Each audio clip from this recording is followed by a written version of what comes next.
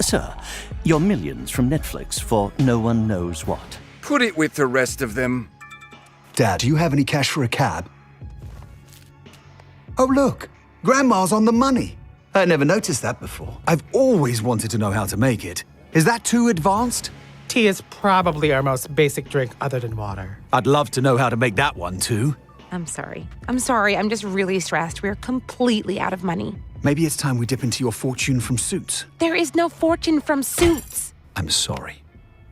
It's not your fault. I kind of took you out of your natural habitat.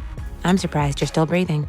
Prince Harry has reportedly reached his breaking point as whispers intensify about a new, unrelentingly savage South Park episode that targets not only Meghan Markle, but their entire California rebrand.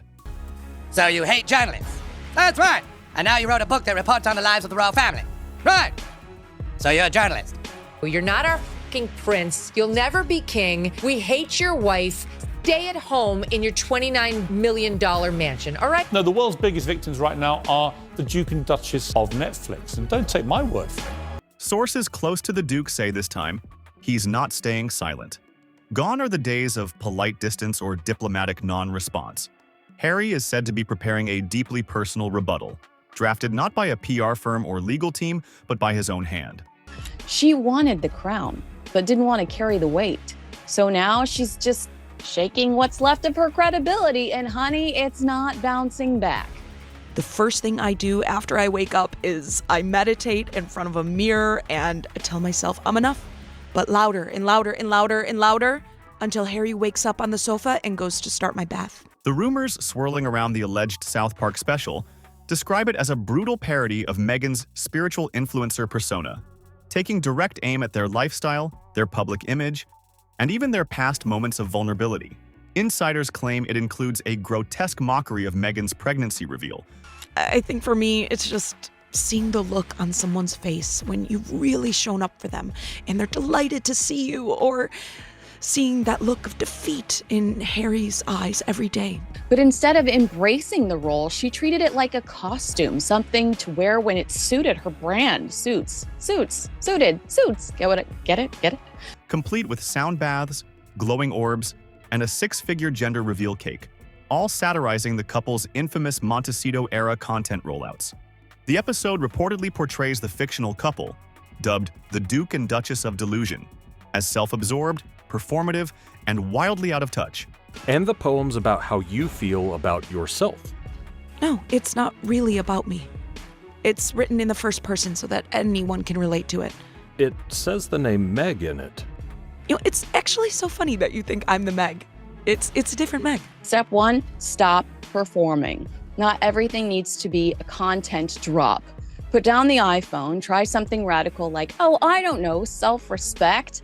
Within the walls of their California estate, the atmosphere is said to be tense and increasingly paranoid. Those close to the Sussexes describe Harry as pacing the grounds, furious over what he believes is a coordinated media campaign designed to humiliate them. What's allegedly triggered his private fury isn't just the cartoon itself. It's the sense that those around them are laughing. Before I go to bed almost every night, I email them. Wow. They will end up at one point in their life, maybe when they're 16 or when they're 18, that I say, here's an email that I've been keeping for you. Wow. Fellow women, hear me roar. Meghan, though outwardly composed, is rumored to be managing the situation behind closed doors, consulting with high-level PR strategists and Hollywood image handlers. Her approach is reportedly calculated and quiet. "We don't fight fire with fire," she's said to have told a friend, "but we don't let people rewrite our story either."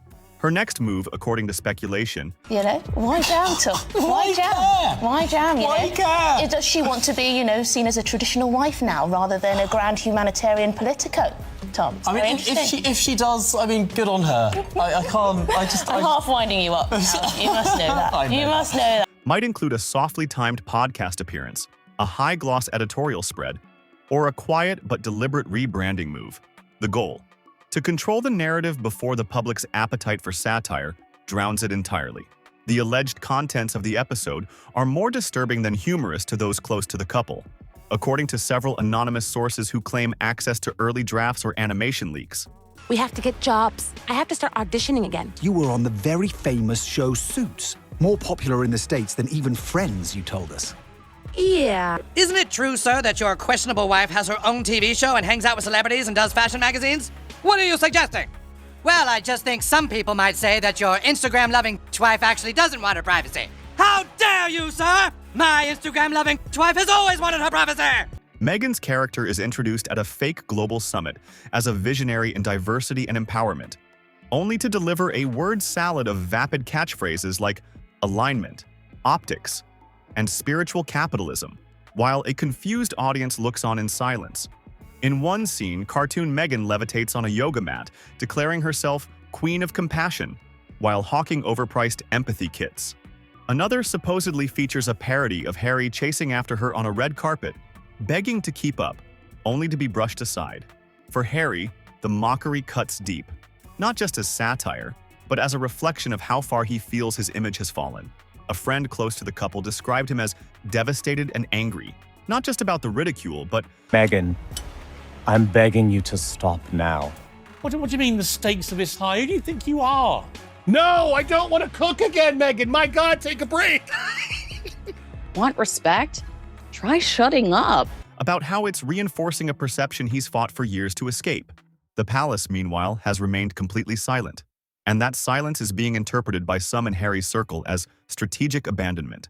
According to insiders, Harry has recently reached out to distant royal relatives in hopes of rallying support, or at least empathy, only to be met with icy detachment.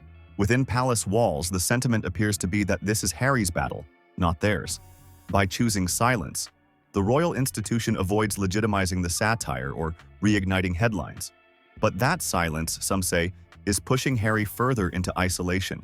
A friend from his former UK circle claimed Harry is bitter, not just about the ridicule, but about what he sees as the sustained campaign of humiliation that no one in the royal family is willing to publicly acknowledge. We want privacy! We want privacy! This is all fake. We want privacy! We want privacy! We want privacy! She's drunk on her own ego. We want privacy! We want privacy! Multiple insiders now suggest that Harry has been quietly reaching out to influential friends in Hollywood with a single request: don't share the episode if it airs.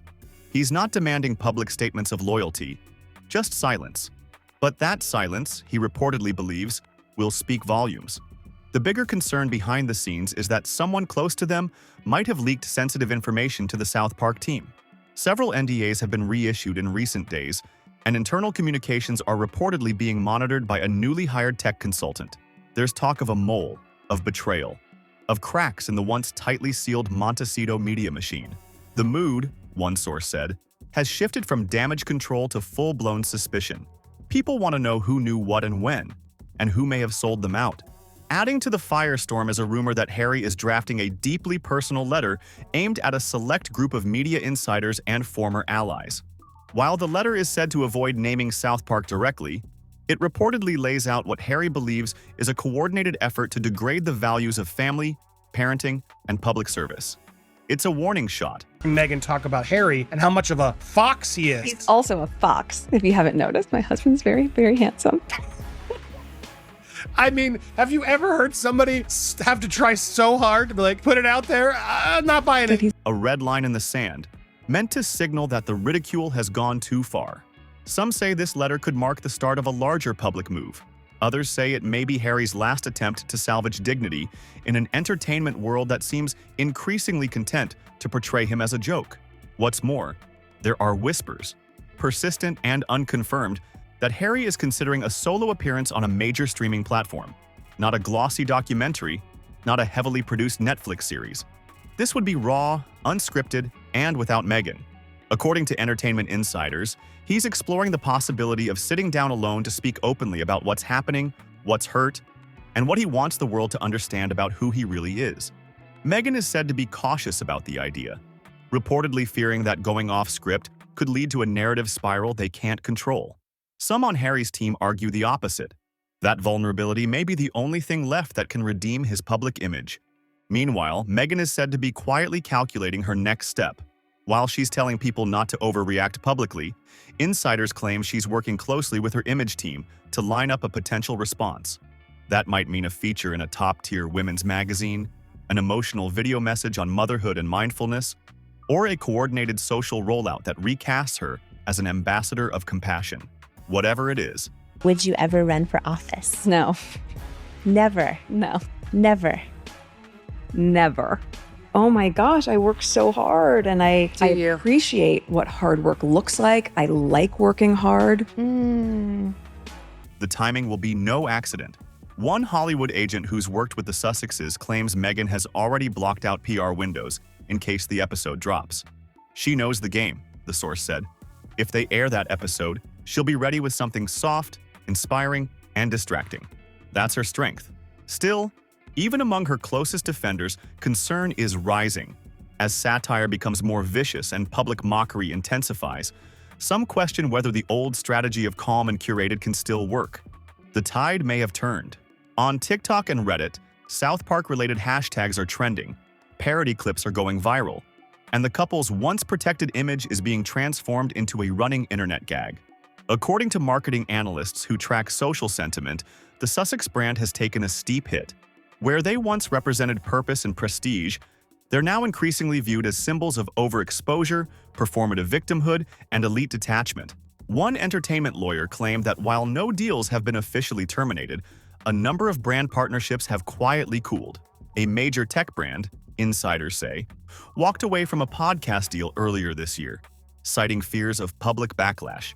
In a town where perception is everything, whispers can collapse projects before contracts are ever signed. Internally, Team Sussex is said to be under intense pressure. Several junior staffers have either resigned or asked to be reassigned, citing burnout, lack of direction, and an atmosphere of constant cleanup. The internal communication breakdowns, unexpected leaks, and strategic indecision have reportedly shaken the foundation of the once polished Montecito media machine. A former staffer compared it to trying to plug a sinking ship with chewing gum. Every time they try to take back control, the source said, something else slips out. And now, perhaps more than ever before, the stakes are rising. Insiders suggest that this isn't just about South Park anymore. It's about legacy, about dignity, about whether Harry can reclaim the narrative before it collapses completely under the weight of satire, mockery, and public fatigue. Some say the fight is already lost. Others believe this is the exact kind of pressure that could force a full reinvention. One that ditches the polished facade in favor of raw truth. One that drops the Instagram filters and produces something real. Or, of course, it could go the other way. As one Hollywood insider said bluntly, he's either about to win back some respect or become the face of a very public implosion. What happens next may not depend on Meghan, the palace, or even the press. It may depend entirely on what Harry does, or doesn't do, when the lights come back on.